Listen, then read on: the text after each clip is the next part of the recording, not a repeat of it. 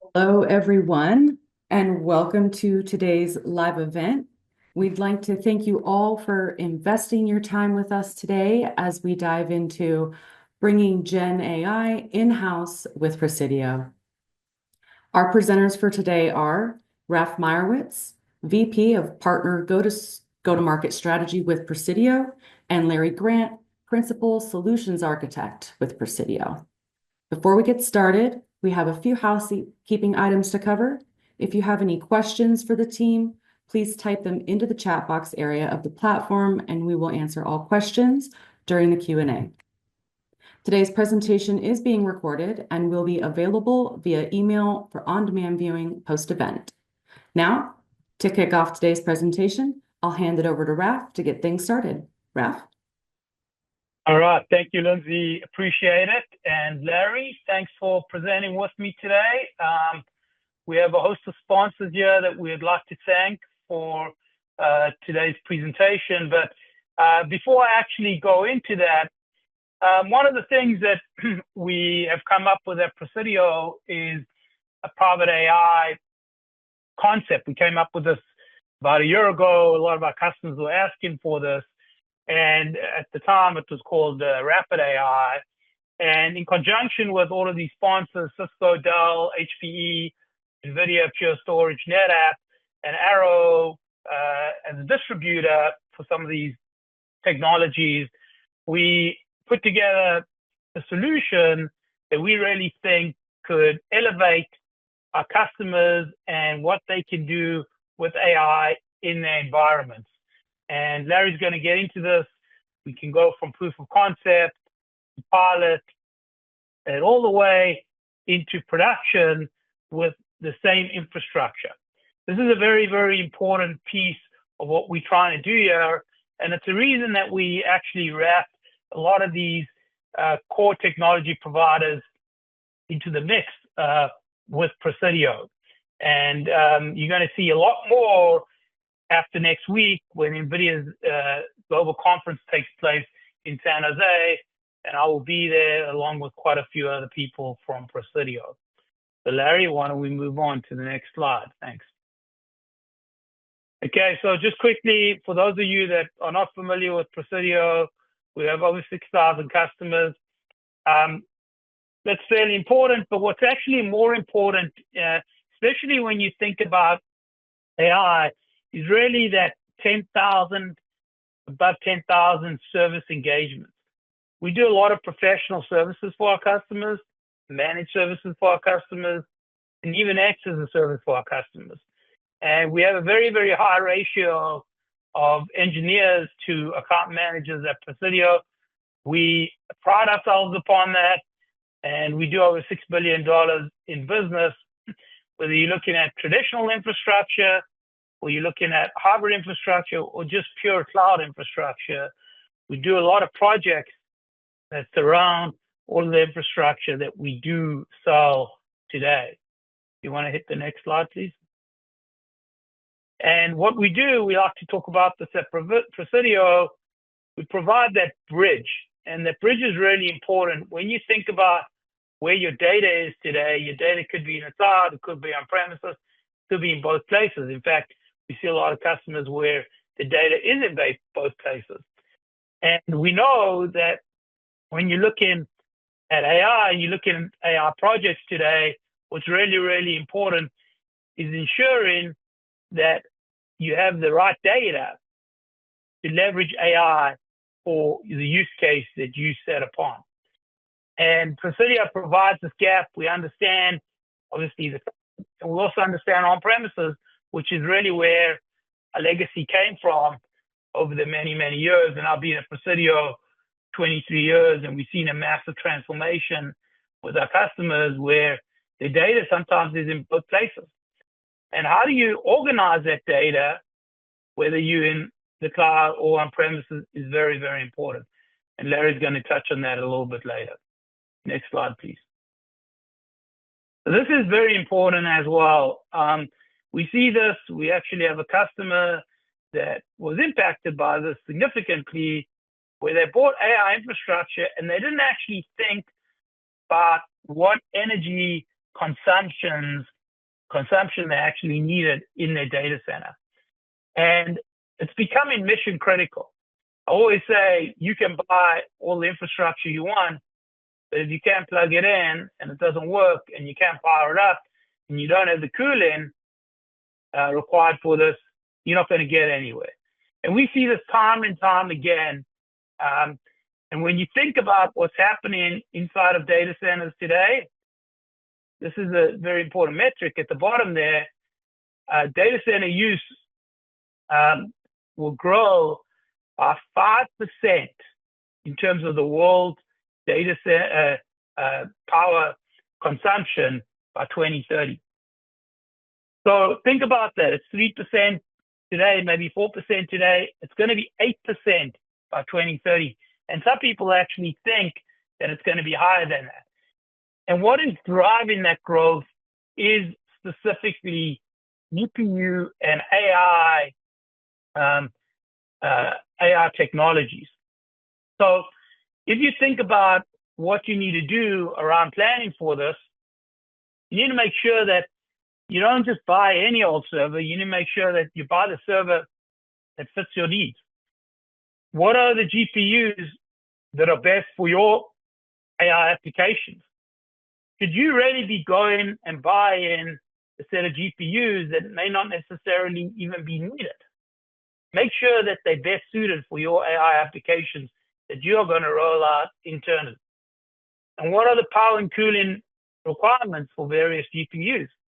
You look at a traditional server without GPUs, and then you look at one with GPUs, about 3 to 4x in terms of power and cooling that you need with GPUs.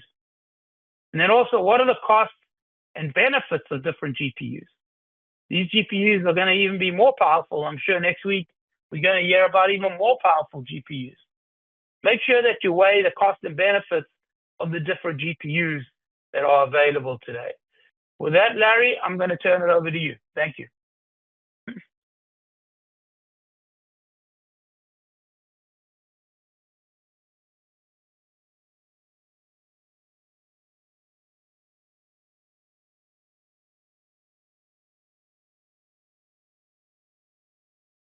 Larry, you're on mute. You want to come off mute? I am on mute. I'm fixed now. Sorry about that, everyone. So right. Hi, everyone. Go ahead. We'll start Thank again. you. And thanks, Raph. I am Larry Grant. I'm a Principal Solutions Architect and Cloud Advisor here at Presidio. I've been focused on Gen AI pretty much since we first learned what ChatGPT was, but I've been around databases and analytics really my entire career. And to be honest, I don't remember the last time I've had so much fun with a new technology. So I'm really excited to be here today to go over a little of what we see in the industry and how we've been helping clients overcome some of their challenges. I am going to turn off my video just to manage bandwidth better, and looking forward to presenting this to you, and hopefully you'll enjoy the content. So I want to start with what we call the concept of the second half of the chessboard. This idea comes from the famous story of the inventor of chess, who showed the game to his emperor. The emperor was so impressed, he wanted to reward him for his impressive achievement. So he asked the inventor what he would like. Now, the inventor, being a humble man, asked simply for a single grain of rice. But when the emperor insisted that wasn't sufficient, he had to request something more. So the inventor, also being a mathematician, then changed his request and suggested to simply double the rice on each subsequent square. So the first square is 1 grain of rice, then we go to 2 grains, 4 grains, 8 grains, and so on. The emperor, not realizing the significance of this seemingly minor change, agreed to the new reward. So without cheating, any idea how much rice we have just when we get to the halfway point of the chessboard? It's 2 billion grains of rice. Now that sounds like a lot already, but we're actually just getting started. How about when we fill the entire chessboard? The number is somewhat astronomically high. 9 quintillion grains of rice. They say it's enough rice to cover the ice caps of the Himalaya mountains. Now, I share this story because it's a perfect metaphor for the exponential growth in technology. We're now in the second half of the digital revolution, where advancements like generative AI are accelerating at an unprecedented pace. What used to take decades now happens in just months or even weeks. And this sets the stage for everything we're going to discuss today.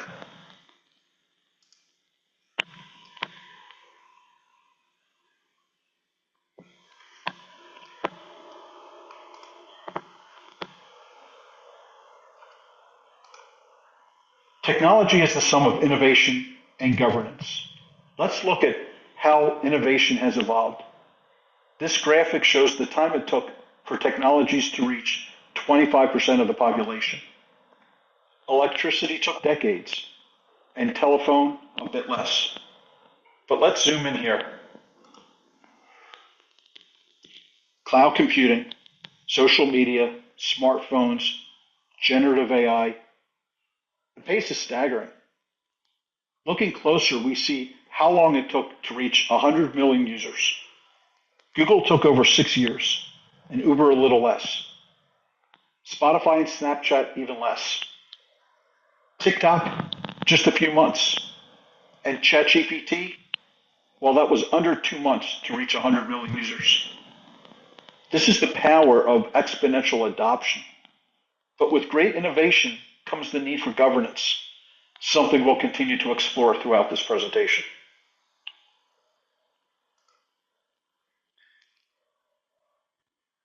Now let's talk about governance. As generative AI grows, so do the challenges. Here we see some real-world examples. Lawyers fined for using ChatGPT-generated content in court. Samsung faces controversy over a GitHub code. Businesses suing OpenAI for using their work without consent. And Air Canada's chatbot made scheduling errors, messing up people's trips. And perhaps the most alarming, a deepfake scammer impersonating executives and stealing millions. These aren't just isolated incidents. They're warning signs. Governance isn't just about rules. It's about ensuring trust, accountability, and the ethical use of AI. So with all that, why all the hype around Gen AI? It really breaks down to 3 things: creating, reasoning, and interacting. Gen AI can create content such as text, images, and even code that's indistinguishable from human work. It can reason, solving complex problems and making decisions. And it can interact, engaging in natural language conversation with users. This trifecta is really transforming industries, from healthcare to finance to entertainment. But as we'll see, it's not just about what AI can do, it's about how we can harness it. Let's compare AI and human performance. In many areas, AI is already surpassing humans. Scholastic tests, for example, AI is outperforming us in math, language, and even creative tasks. And the hardware driving this, NVIDIA's Hopper architecture, which was groundbreaking for its time. But the new Blackwell platform is exponentially faster. This isn't just an incremental improvement, it's a leap. But remember, AI isn't here to replace us. It's here to augment our capabilities. The question is, how do we keep up and take advantage of it?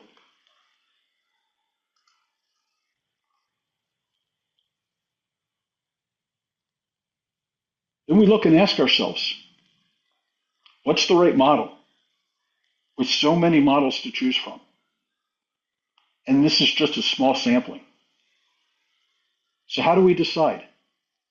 It's often more of an art than a science, shaped by experience and experimentation. Not all models are created equal. and no single model can do everything.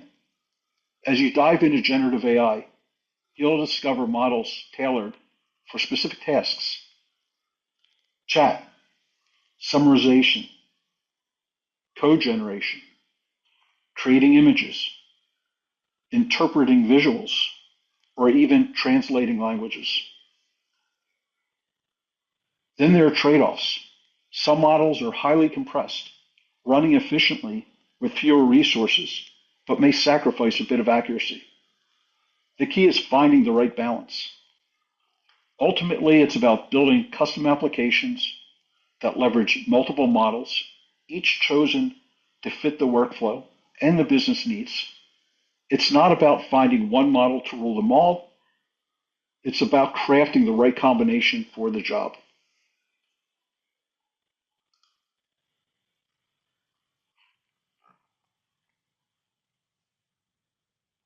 Now let's talk about customizing generative AI. There are three main approaches that we look at: prompt engineering, fine-tuning, and RAG, or retrieval augmented generation. Prompt engineering is about crafting the right inputs to get the best outputs. RAG combines your corporate data with AI to improve both accuracy and relevance. And fine-tuning involves adapting an already trained model to specific tasks or domains by training it further on specialized data. Fine-tuning can be expensive and cumbersome, but fortunately, it's become less necessary as both prompt engineering and RAG have greatly improved, diminishing the need for fine-tuning. In fact, with the right prompts and corporate data, you can achieve remarkable results without the complexity of fine-tuning. This is a much less expensive alternative and can provide more up-to-date and accurate information and just a better overall experience. It's a game changer for businesses looking to adopt AI quickly and efficiently.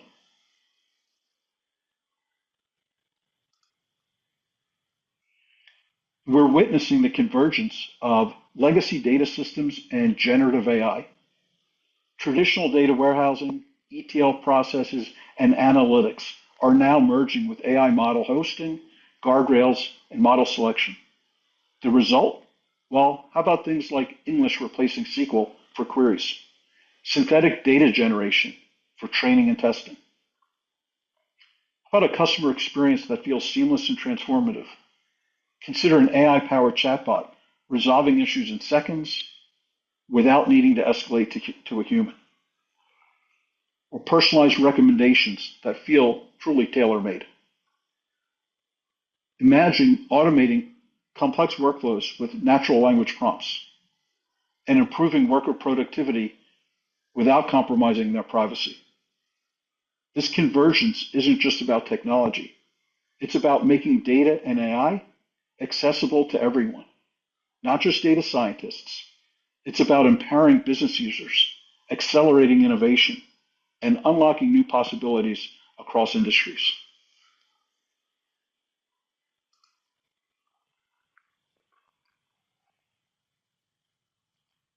Finally, I'd be remiss if I didn't talk about agentic design patterns.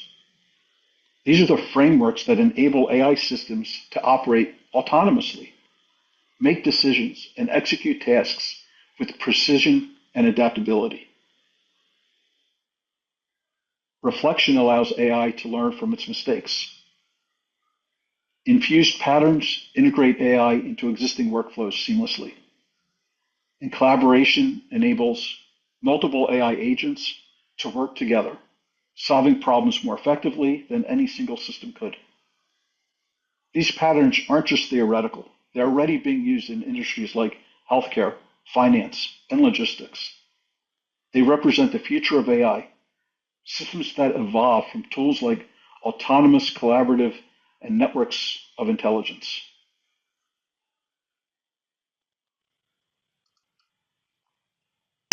So I'd like to touch on a few success stories. Presidio has been working for years with the NHL and migrated over 16 petabytes of video archives to AWS. But once digitized, then what? Well, Presidio, using a combination of AI and SageMaker tools, was able to automate tagging of metadata, such as game events, scores, penalties, even fights. It can generate real-time commentary and create a personalized, immersive fan experience. By analyzing and summarizing decades of data, the solution can generate highlight reels, provide engaging natural language to allow fans to ask questions such as finding your favorite player moments, and much, much more. A leading design software company enhanced its universal assistant chatbot by deploying a custom large language model on AWS SageMaker, leveraging Hugging Face embeddings and a vector database for their RAG solution to improve response accuracy and reduce the need for agent escalation, ensuring more queries are resolved directly by the chatbot. And the last example, a dental SaaS platform company leveraged AWS Bedrock and the Titan text model to successfully convert HTML table data from diverse layouts across many different websites into a single structured JSON format, streamlining data organization and improving processing efficiency.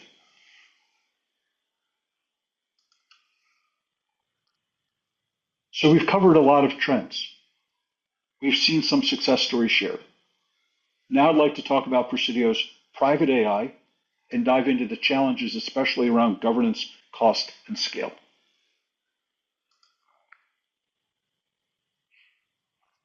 Highlighted a few of the key drivers behind the growing demand for private generative AI deployments. As organizations adopt AI, two major concerns rise to the top: data governance complexity and the accuracy of model output. These challenges are pushing businesses toward private AI solutions that prioritize privacy and trust of data assets, ensuring sensitive information stays secure. Additionally, compliance with regulatory standards is non-negotiable, especially in industries like healthcare or finance. Private deployments allow seamless integration with your existing platforms, enabling organizations to leverage their current infrastructure really without disruption. Let's not forget about cost optimization. Private AI protects your investment by tailoring solutions to your specific needs and avoiding unnecessary expenses. In short, private generative AI deployments aren't just a trend. They're a strategic response to real-world challenges, balancing innovation with control and compliance. So now I'd like to introduce Presidio's Private AI Accelerator. We've taken the complexity of building an on-premise generative AI solution and providing an easy button. Let me go through some of the key parts of the solution. First is selecting a model to start with. We're suggesting either Meta's Llama or Mistral's Nemo, as these are two very popular foundation models that really make a great starting point. Next, you have the runtime environment, and we're suggesting either Docker or various flavors of Kubernetes to choose from. And then finally, as Raph mentioned with many of our sponsors, who's your preferred hardware vendor? We've partnered with all of them to develop proven and reliable solutions that are designed to scale. Just having hardware to host a large language model isn't enough. You really need a modern chat application to interact with the model. So Presidio is also providing a state-of-the-art chat client with RAG built in. This accelerator will have you up and running in just a couple of weeks.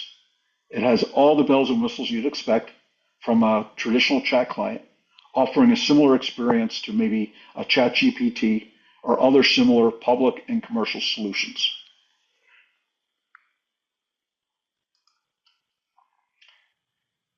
As discussed, this solution is built on NVIDIA hardware and NVIDIA's AI enterprise software suite. Utilizing NVIDIA's private GPT NIMs, Now, these are highly optimized models already in a container and designed for horizontal scaling across your GPUs and across the cluster. And the initial licenses for NVIDIA AI Enterprise is included in the base price.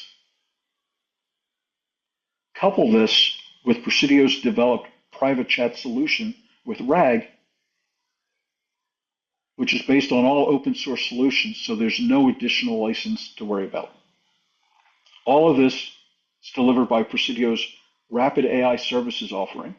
You'll be up and running within just a couple of weeks once the hardware is delivered and powered on.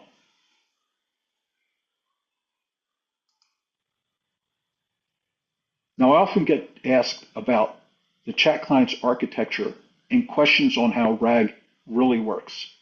This slide might look a little technical for the audience, but it's actually a very simple workflow and fairly simple to comprehend.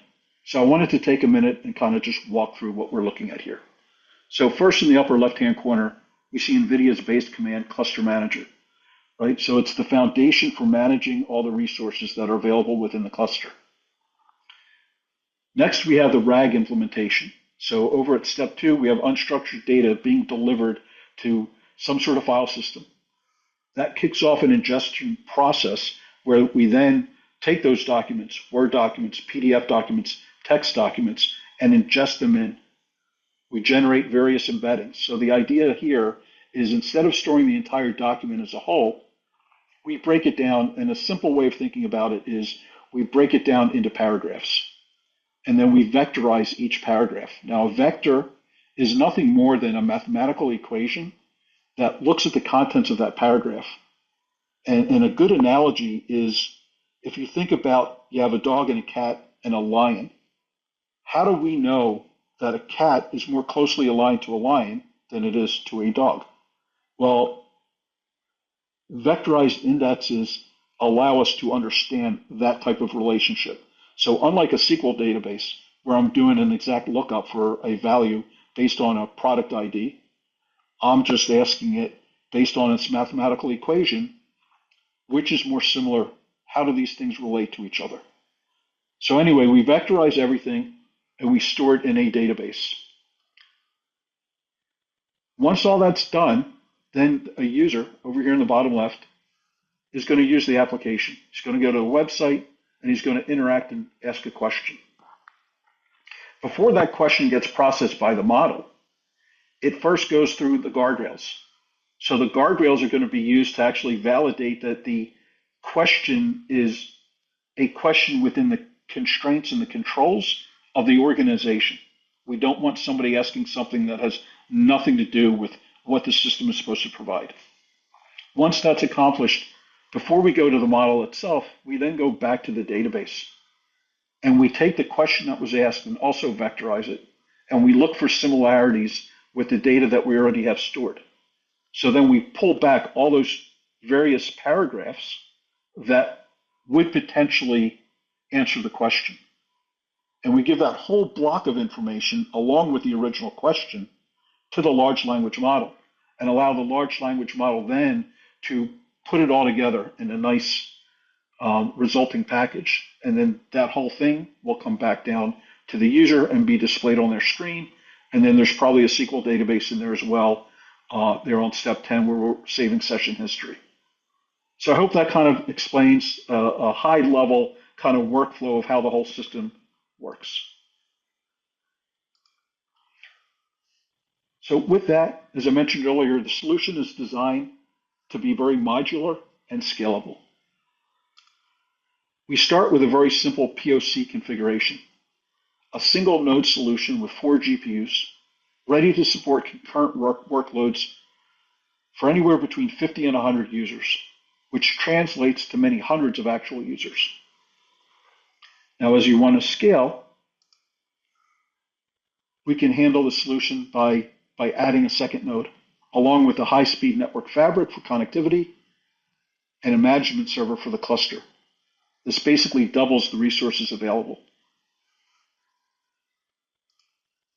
And then finally, we can fully customize the solution, scaling to hundreds and even thousands of GPUs to handle any of your business requirements.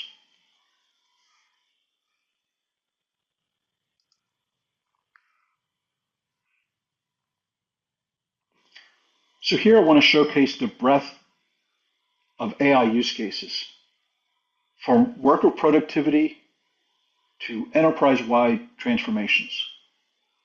What's striking is how AI capabilities like natural language processing, document synthesis, and image processing are being applied horizontally across industries, as well as tailored to specific vertical needs. Whether it's personalized HR chatbots, AI-powered underwriting, or multi-language retail support, the common thread is clear. AI is no longer a futuristic concept. It's here, driving efficiency, innovation, and true competitive advantage. As you review these examples, think about how these use cases might align with your own organization's goals. The possibilities are vast, and I think the impact is real. With AI comes many accelerators, and Presidio has developed many solutions, including the one shown here called Human AI, a transformative approach to enabling your developers to more quickly and efficiently take advantage of generative AI to produce results faster in less time and with better accuracy. High build is ideal for the net new development projects, incorporating business requirements with security standards and corporate governance to ensure consistent, reliable, and optimized software. High modernize is ideal for all those migrations and transforming your legacy code into state-of-the-art cloud-native microservices in less time with fewer people and improved quality. We can run these solutions in the cloud or within the private solutions we've presented here.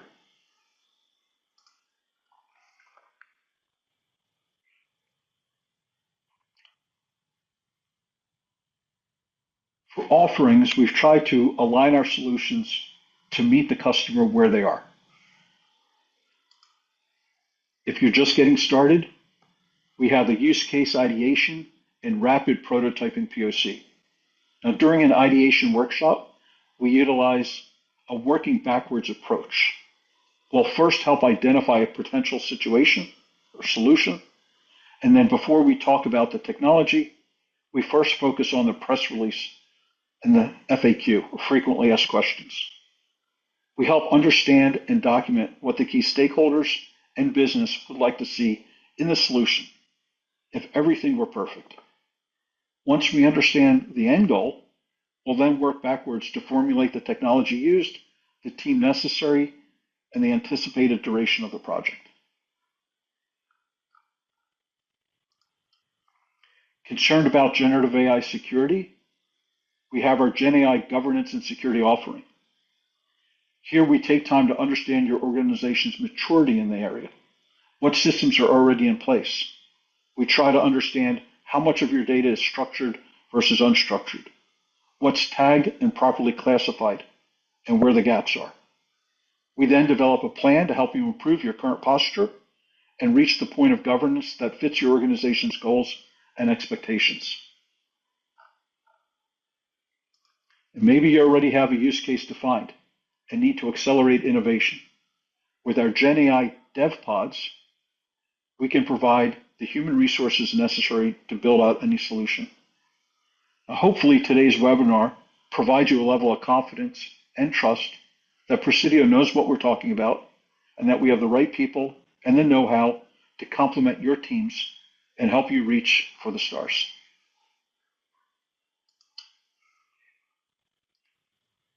As you explore and develop use cases, this is a visualization journey with us, from ideation and concept to working with stakeholders to ensuring we meet all expectations. We ensure everyone is on the same page and in full alignment all the way through to production and launch.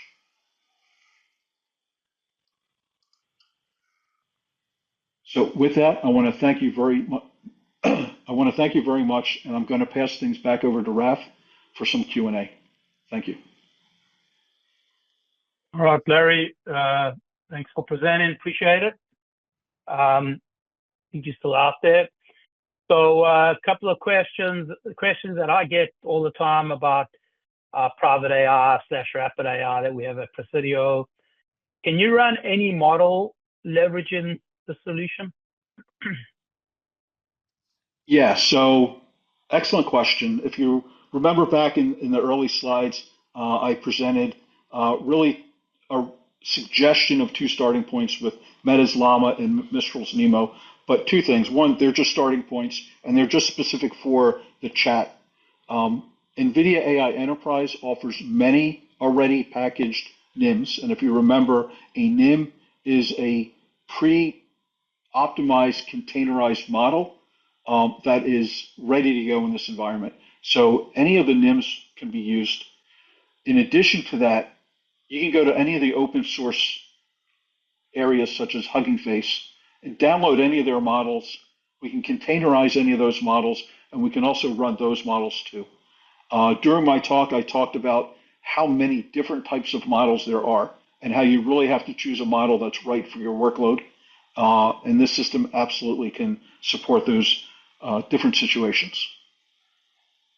Yeah, it's interesting. I mean, some of these models are changing every single week. And you look at even like OpenAI 4.5 was released last week.